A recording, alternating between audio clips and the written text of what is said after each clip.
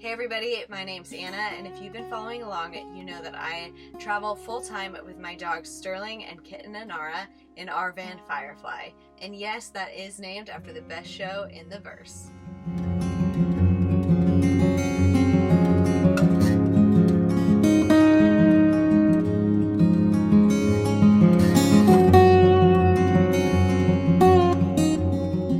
Thanks for joining me again this week. So this week I was in Bentonville, Arkansas with some friends. We did some mountain biking, some food eating, some whiskey drinking, some hiking, some art looking, all sorts of stuff in this cool, weird little town. So come along with me and join me in Bentonville. And then after that, I'm going to show you a little bit about just the logistics of van life, what goes into living full time, and some of the van chores that I need to do on a regular basis.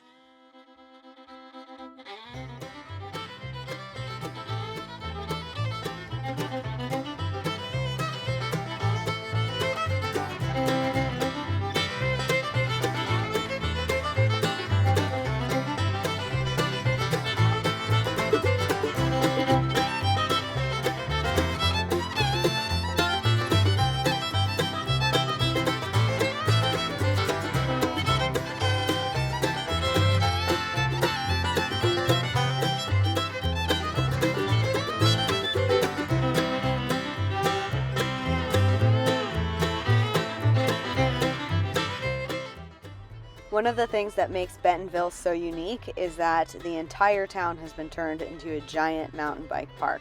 Pretty much any available piece of land in this town has had a trail put on it, which makes it super fun to explore.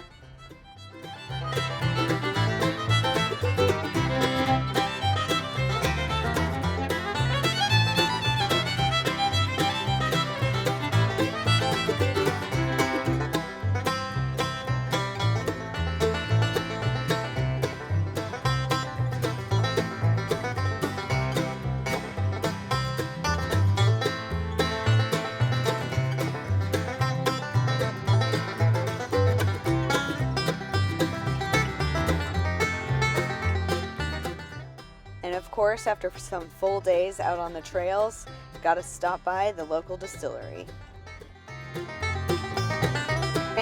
Say action.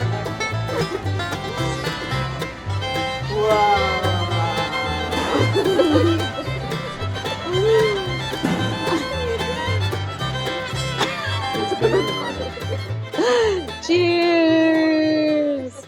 Big part of van life logistics is cleaning the van, like deep cleaning it probably once every 2 weeks, trying to do a big clean once every week, and then daily cleaning every day.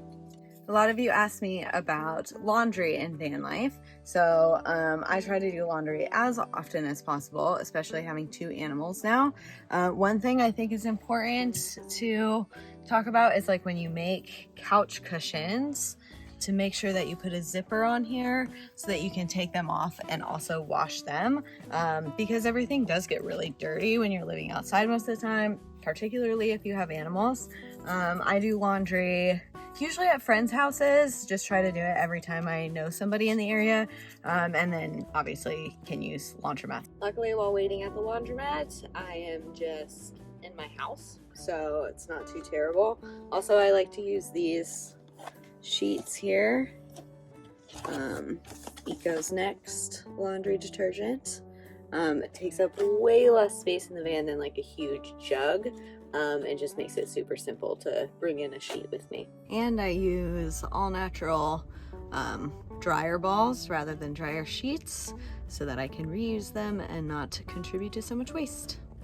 So van life chores for the month, because there's always something to do, include replacing some screws in here that got loose. Also, I'm replacing the magnetic catch on a few of my drawers, because the ones I got before weren't quite heavy duty enough. So, doing that. There's always something sort of to fix or do or build in van that I always do, you know, probably once a month, spend some time just kind of fixing everything up. Did it! That there. Such a satisfying closing sound.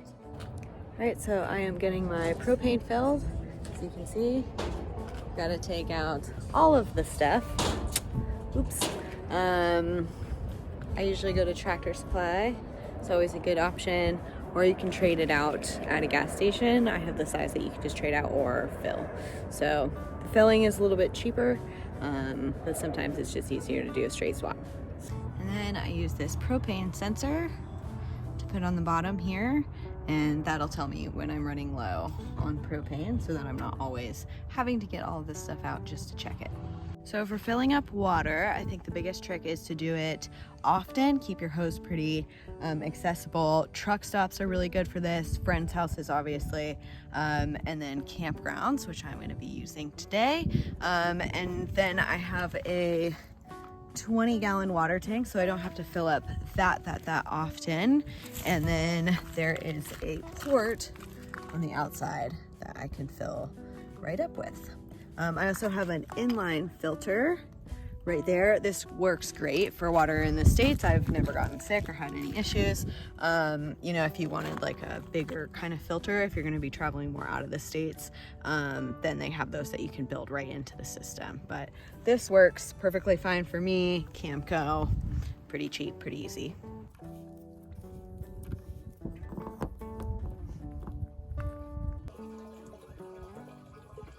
The last van life chore I'll tell you about is how to empty a composting toilet. This is the nature's head. So you want to undo the fan and then unscrew it from wherever you have it. I have mine on a slide out underneath the couch. I empty my nature's head every 4 to 6 weeks, with the pee jug being emptied every 2 to 3 days.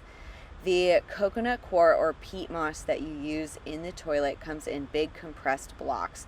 You want to add water to these so that then you can break them apart. This can take a little while. If you leave it to soak for about 20 minutes, it'll make it a lot easier on you. Then you want it to look like this, nice and fluffy and damp, but not wet. You don't want it to be soggy at all. Then you're going to undo the top of the composting toilet by taking it off its hinges, and make sure to take out the pee jug and empty that if you haven't already. Then put a plastic bag over this. A composting bag would work great as well. I just had a trash bag on hand for this demonstration. And you're going to empty it out by just one motion, getting it all into the bag. This is super easy and way less gross than emptying out a black tank or a cassette toilet, both of which I have had. Then take that coconut coir or peat moss that you prepared earlier and dump it into the toilet so that it comes up to the spinning bar. When it is in a horizontal position, you want it to just cover that up.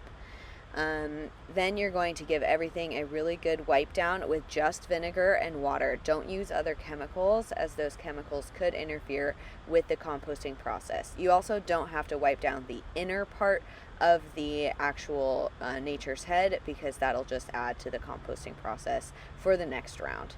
Then replace the lid on its hinges, click it in, and you are all set after a good final wipe down of every single part of the toilet to put it back in and slide it into your van.